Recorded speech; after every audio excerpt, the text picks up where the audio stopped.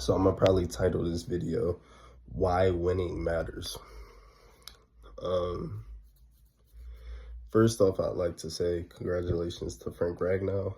Um, him retiring doesn't really surprise me. I think there were rumors about Frank Ragnow possibly retiring last year um, and this season. He played through torn pec all year, so that also kind of was our sign that Frank Ragnow was maybe um, he was maybe not all there. He was maybe not all the way in it. Um, Not from a like obviously he decided to play this season, so yeah, he was all the way in it enough to want to play again this year, but just mentally wasn't all the way there. And part of me wants to believe that this this is a lot of this has to do with whatever contract dispute is going on. But I just don't see that being the case with the type of dude that Frank Ragnow is. I've known him to be from like watching his interviews and things like that. I just don't see that being the case. Um, One of my favorite players of all time, definitely easily in my top 10, maybe even top 5 Lions of all time. One of the few great things that Matt Patricia actually did right. Can't say enough good things. 3-time All-Pro, 4-time Pro Bowler. I mean, just a great guy. Fisher, Hunter, father. Now, the reason I'm titling is Why Winning Matters. This goes back to things I've been complaining about for years now. For 4 years, to be exact. With the Brad Holmes regime, with Jared Goff. But I want to tackle the Brad Holmes regime first. Or not even the regime, Brad Holmes. Let's tackle the Brad Holmes issue, because that's exactly what this is. This is a Brad Holmes issue. Brad Holmes stepped to the podium once again. The reasons Brad Holmes is going to step to the podium this time around is because let's clear it up right now. Let's say we win a Super Bowl. Let's say 2 years ago we win that Super Bowl. We win the NFC Championship, whatever. We win that game. We go on, we beat the Chiefs, whatever.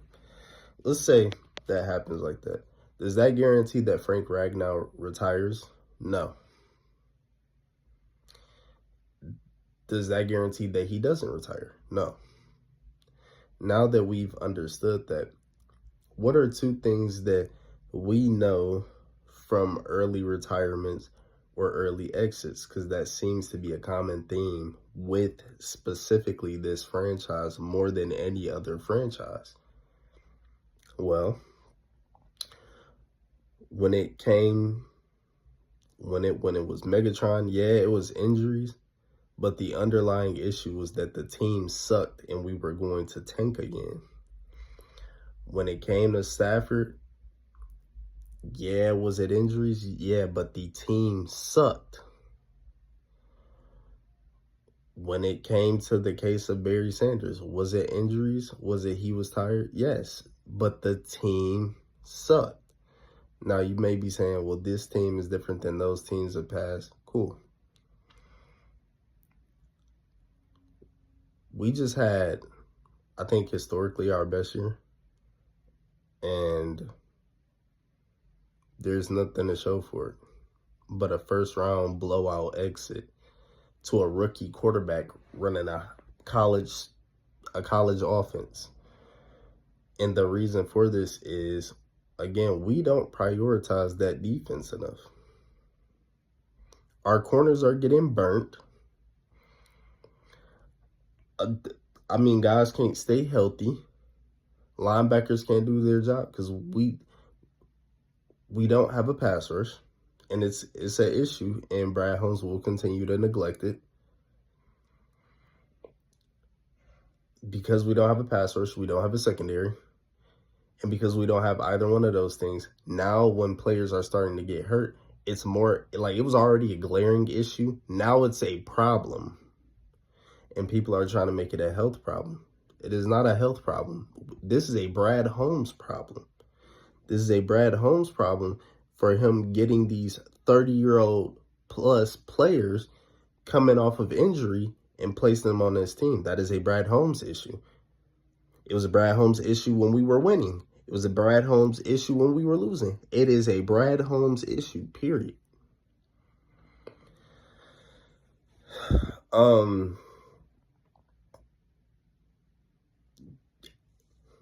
You're looking at a team that could have possibly won, at bare minimum, one Super Bowl, made 2 appearances.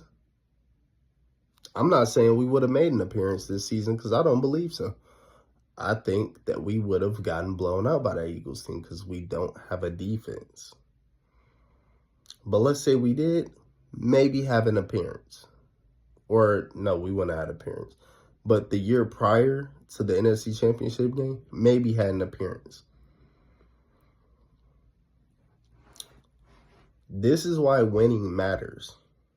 When you're in these positions to win, and you can make the right calls to win, you do it. Because one thing that's not guaranteed is time. You cannot get back lost time. Time is the most, it's the most valuable thing that we all have. So how you spend that time and how you waste that time will be the determining factor of you succeeding and failing. And we have spent that time fixing an issue or fixing a problem that didn't need to be fixed. We have constantly retooled and revamped this offense and added to it and added to it and added to it. Meanwhile, this defense has been neglected, and we keep believing that we can just get it done through the draft. At what point do you realize it's not getting done through the draft and you have to actually go out and make a concerted effort? You have to make a real push, a real concerted effort like your Rams did, and you saw that work for them, and it's still working for them, like those Rams teams did. And it worked for them. When does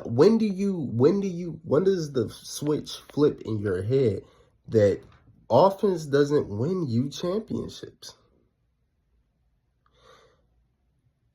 Winning matters. We just had the best center in the league. We just had the best offensive line in the league. This offensive line may not even be the same in a year. Think about that. Ragnow just went down. Ragnow is gone. Decker, realistically, is probably looking at his last year. Decker's probably looking at his last year. Panay can only do so much. And he's had close calls for the last 2 years. Winning matters. When you're in the position to win the big ones, when you're in the position to win the games that matter, you have to make the moves to put you over the hump. So if that's trading for an edge rusher that will give your team not a fighting chance, will give you a certainty to win a game, you have to go do that. Trading for a wide receiver 6 when you have a bottom 5 defense, bottom 3 defense, year in and year out, does not fix anything. It is the same old shit, actually. It is actually the same old shit you've been doing and you've been watching fail. This is why these players are retiring. Yeah, it might be injuries and this, that, and the third. Cool. I understand. Get healthy. But these players, and we've seen it with other great players with worse injuries and worse injury history. One thing that can keep a player wanting to play longer, the number one incentive outside of money is winning. Winning. Nobody wants to be rich on a losing team for the rest of their career. Winning matters. Time matters. So when you're not winning, when you're not getting to the not even to the end of the finish line, when you're not getting across the finish line, you're not even getting to the finish line. That is a problem for players who want to win. Because in their eyes, winning matters. There is nothing more important to these guys than winning. Winning matters. Time matters. The decisions you make to put your team in the position, in a position to win matters. Trading for a wide receiver 6 when you haven't had a pass rush in 10 plus years matters. Signing 30-year-old corner after 30-year-old corner after 30-year-old corner after injury-prone corner after short-ass corner after slow-ass corner matters. All of these things matter, and they're all going to start coming to a head. How many more early retirements do you need to see to understand that winning matters? You had Barry. People said, oh, that was a one-off. Then it was Calvin. Oh, it was an anomaly. Then it was Stafford. Now it's Frank. Next is Hutch. Next is Panay. When do you start to realize winning matters? When do you, Brad Holmes, figure out that winning matters? Your defense matters.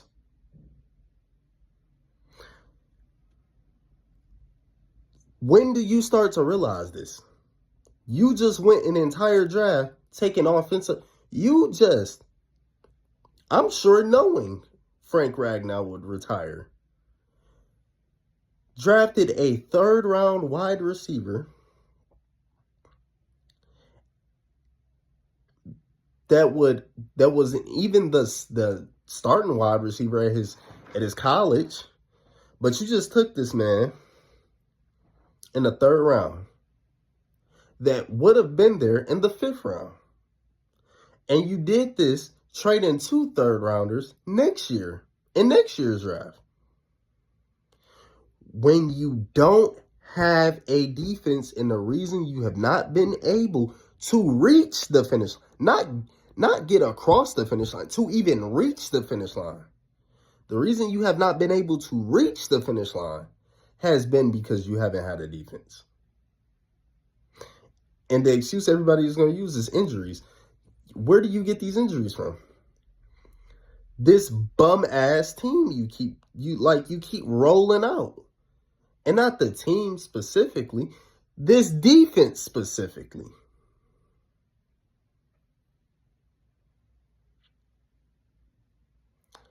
$30-year-old edge here.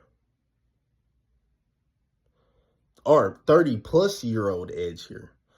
30-year-old Nose tackle, 30-year-old nose tackle, coming off his worst year in the IR. 30-year-old corner who's had nothing but injury issues his entire career. DJ Reed, short-ass slow corner, 30 years old, coming off of his worst year.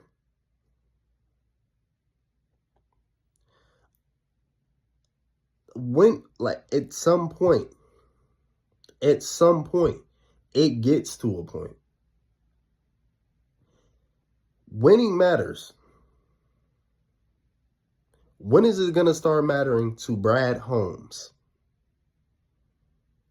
It matters to these players. It matters to the city. It matters to the fans. When is it going to start mattering to Brad Holmes?